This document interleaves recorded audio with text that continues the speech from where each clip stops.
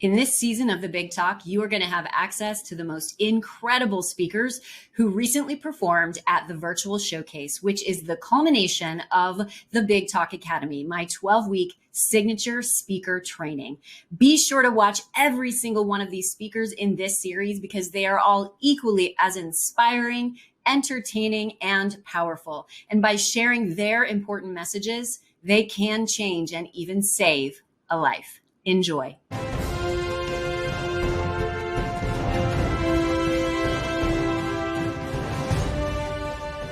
Rygge is an international speaker and marketing and personnel development coach from Norway, currently living in Vietnam.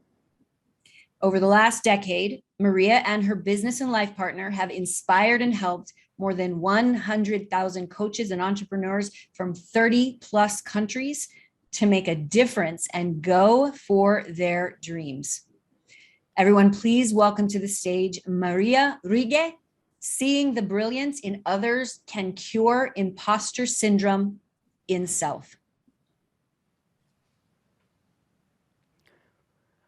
When I was in my 20s, I had a friend called Anne. And Anne was always matching. Her curtains matched her pillows, and every time we were visiting, her skirt, shoes, and earrings again matched the napkins that also picked up the colors from the curtains and the pillows. My friend Sophie was the active one. She was doing group exercises 5 times a week, and she was the person who always signed up for the marathons. My childhood classmate Linda was super ambitious, and she wanted to know what she wanted to do for a living since she was 3.5 years old. So she started her career in a very high-paying job and always landed the top positions. When we got kids, my friend Nina made the fanciest lunchboxes. In Norway, kids have to bring their own lunch to kindergarten, so it's on the parents to prepare them. And Nina's lunchboxes were not only healthy and colorful, they always had cucumber and baby tomato smiley faces. I was walking around constantly comparing myself to my friends and everyone else, feeling inadequate, and I had a big dose of imposter syndrome. But one day, I had a huge realization. I realized I was comparing my matching skills to Anne's, my exercise level to Sophie's, my income and career to Linda's, and my lunchboxes to Nina's. And if I continued to do that, I would never, ever feel like I was good enough. I was actually comparing myself to the sum of the others. Why are we humans comparing ourselves to others in the first place? I learned in my maths classes that to compare 2 values, they need to be on the same axis, which means you can compare -5 and 10. You can compare 1x with 2x. But humans do not fit into any axis. Who decides if big feet are better than small feet? Being extrovert is better than being introvert. Being detail-oriented is better than seeing the big picture. Being patient is better than being impatient. Or the opposite way around. Or another example, who decides if free earlobes is better than attached earlobes? Seriously! This is crazy. Humans are absolutely not 2-dimensional, and we are not supposed to be compared. I hate to break this to you, but there are a few things that I'm not so good at. Like staying on one career path, like my friend Linda. I got easily bored, I wanted to do something else, and I jumped off. I looked at Linda, and I was thinking what she would do. If I were to do what she was doing, it would require crazy amounts of determination. I looked at my friend Anne, my matching friend, and every time I visited her, I was so impressed by her choice of colors and thoughtfulness and attention to details. It was a pleasure to be around her house. And yes, she was good at baking cakes too. But if I were to do what she is doing, it would be a huge effort for me to pay attention to so many details. I have to admit, I'm not in this life for the salary or the fancy title. I'm here to explore, have fun, be a bit crazy, test my potential, and inspire others to do that too. I don't want to spend a minute more than I have to in an interior decor shop. I'm very happy if my house looks nice, but I just can't handle all those details. Someone else being better at something than you does not imply that you are less worthy. It simply means that you have other passions, abilities, and interests. It means that you're human.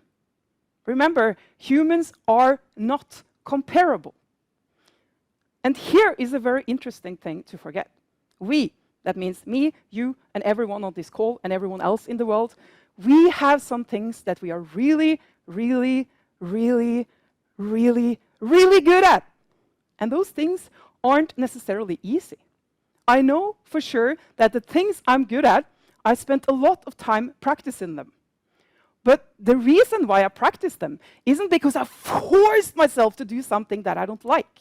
It's because I have this natural inclination towards them, and a passion and an interest that drives this willingness to invest time and effort. And we can easily fall into the trap of thinking just, oh, that's nothing about what we are good at, because it's natural for us. And we think that it would be natural for everyone else too, which is absolutely not true most of the time. And this is where the imposter syndrome comes in. When others look at us, if it's even a chance that they think, ooh, that person must be so much smarter, intelligent, persistent, stronger than me, because they can do that thing. Of course, that's until they also realize that the comparison is absolutely pointless. In our world, where we post pictures of ourselves and our lives in social media all the time, polished pictures, it's so easy to think that others do not have any flaws or mistakes. Since we are closest to ourselves, we see our own shortcomings clearer, and that's also why we tend to judge ourselves really hard.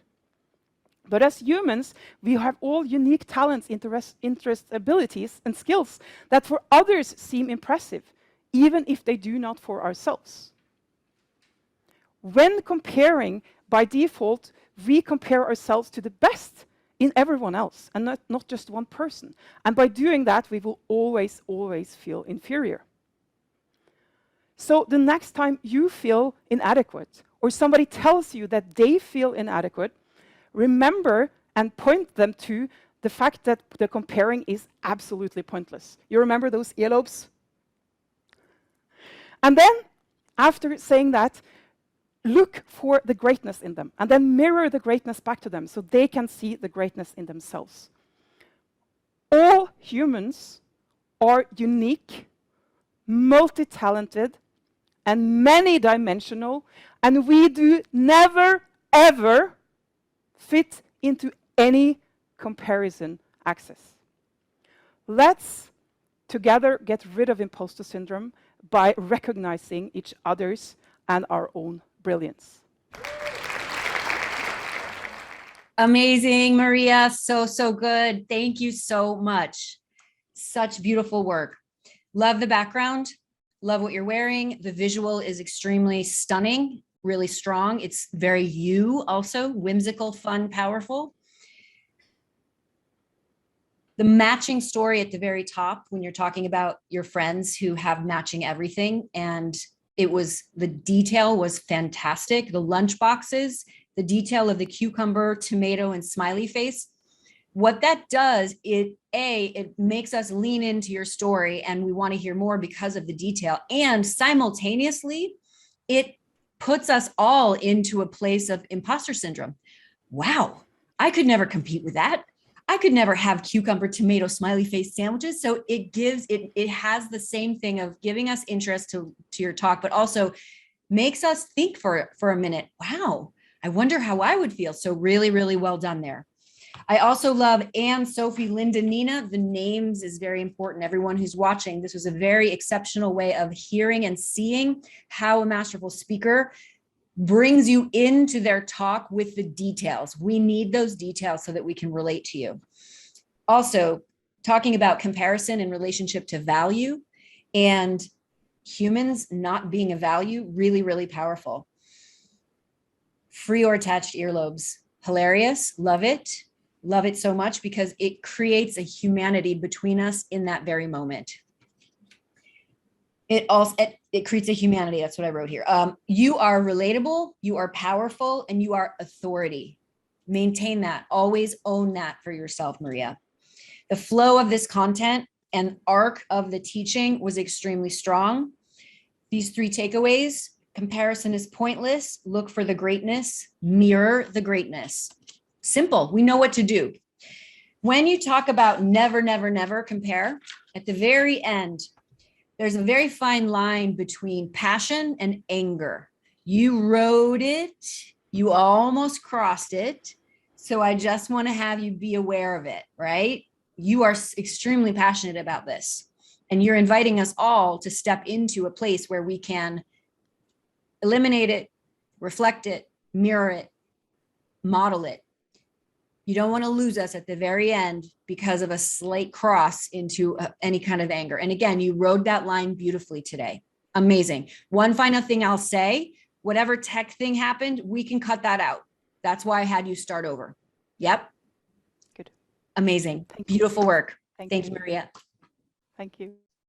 If you desire to be on the virtual showcase stage, hop on over to thebigtalkacademy.com and register now for my 12-week signature speaker training, where you can become certified by the Big Talk Academy and perform on my virtual showcase stage. And if you haven't yet subscribed, go ahead and hit that subscription button and notification bell, and definitely share your thoughts in the comments. I will respond to each and every one of you. Big love, everybody.